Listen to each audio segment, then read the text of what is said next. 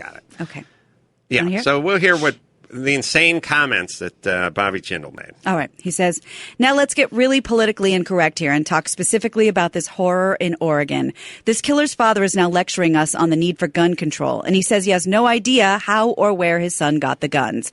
Of course he doesn't know. You know why he doesn't know? Because he has not and has never been in his son's life. He's a complete failure as a father. He should be embarrassed to even show his face in public. He's the problem here. He brags that he has never held a gun in his life and that he had no idea that his son had any guns. Why didn't he know? Because he failed to raise his son. He should be ashamed of himself, and he owes us all an apology. Right. So we should kick Bobby Jindal in the nuts for pointing out the super fucking obvious, which is you don't raise your son and then you unleash your son on society. Yeah. Look, there's a version where you don't raise him. There's a version where you beat the shit out of him and then he just beats the shit out of us. There's a version where you're high and drunk all the time and then he's high and drunk and beating the shit out of us. You will create this little thing. Boys need discipline. They need authority. And they also need somebody to look up to. And they also don't need just the plain heartbreak of their dad abandoning them. This guy's going to get fucking sanctimonious. This guy whose son went on a fucking killing spree is going to go blame Smith & Wesson about this? Fucking dick. How about you fucking find a mirror? Raise your kids, you fucking cowards. By the way, I will accept an apology and a shut the fuck up. But if you think there's 300 million guns out there, so they're accessible. And I'm not a gun guy. I've never been a gun guy. I just happen to do the math. They're out there. They can be got. So can tequila. So can crack cocaine. So can many things that harm crossbows. Things that can harm other human beings and yourself. Now, those same things will be available to my son. The tequila and the crossbows, the crack cocaine and the shotguns, legal and illegal guns, drugs, narcotics, prescription and beyond and under. It'll all be, now, it'll be up to me to raise my son to not feel empty inside, to not feel like there's some hole that can't be filled because dad never loved me. And don't give me this shit where it's like, well, the mom stepped in and did the work of two parents. Bull fucking shit.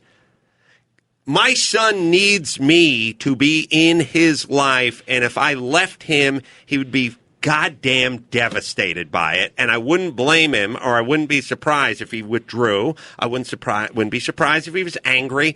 I wouldn't be surprised if he turned on himself with all the pain that destruction of this relationship would cause. And God knows, never knowing your son or never being a part of it, first off, it's just humiliating. You don't know how much that shit comes up. Where's your dad? Where's father and son thing? Hey, we're looking for coaches for the... No.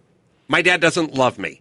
He doesn't care about me enough to be a part. And look, you can do whatever you want. Mom and dad didn't get along well. Dad had business in Florida. Whatever it is. Bottom line, in that kid's heart, you are going to not talk that little girl or little boy out of dad didn't love me. Yep. That's it. You can talk all the business you want. You can say, oh, in his heart of hearts, he loved you and he cared about you. And he's just a rambler. He never stopped thinking about you from Florida and never seeing it. No. With his new family, he sees you in their eyes. Look, there's no doubt in my mind that if this guy and all the guys like him, and yes, there's mental illness. It's another thing the father, when the intact family notices, would like to take care of. There's no doubt in my mind that Dr. Drew is a great dad.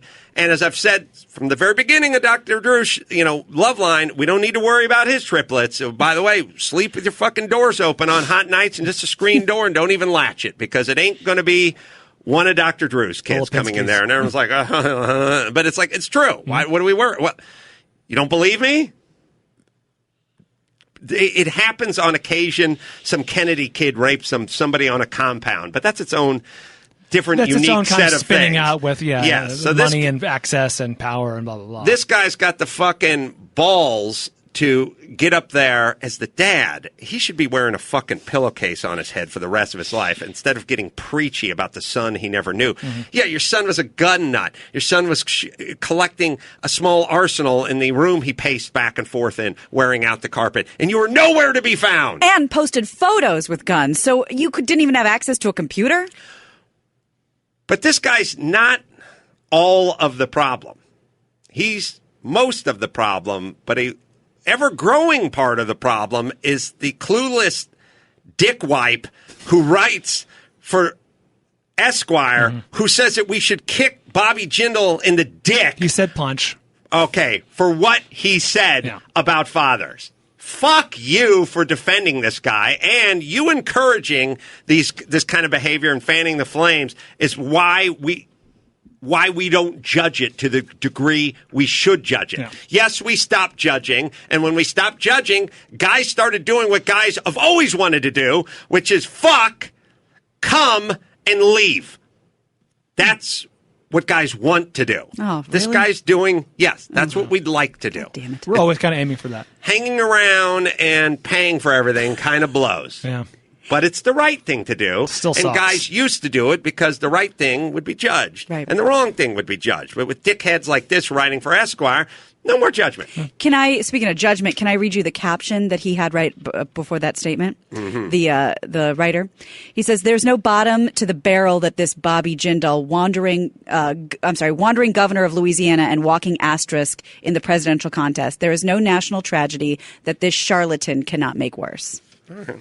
Well, look. This guy's a fucking clueless prick.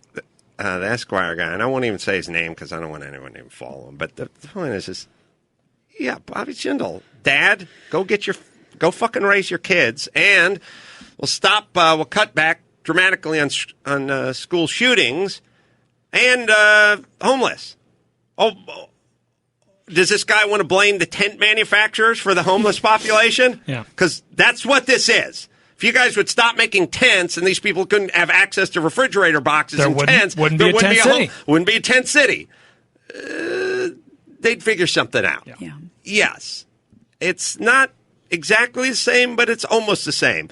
300 million guns out there. Lots of fucked up kids. Let's figure out a way for them not to get, because they can. I think we can safely assume that any drug you want, you can get. And about anything you want, you can get. So knowing that, what are we going to do about it? Yeah, whatever created this kid or kids like him, if there's not guns that are accessible, maybe he plants a bomb or maybe he sets off a whatever. There's things he will do regardless of what he can get his hands on or because of whatever he can get his hands on. It starts at more of the root of the tree.